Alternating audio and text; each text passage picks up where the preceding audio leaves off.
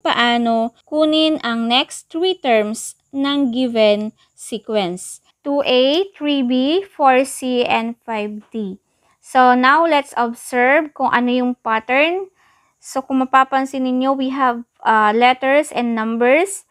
And ang pattern po natin dito is consecutive numbers o magkakasunod ang numbers and consecutive letters or magkakasunod ang letters. Therefore, 2, 3, 4, 5, the next number is 6. And A, B, C, D, the next letter is E. Therefore, ang next term is 6E.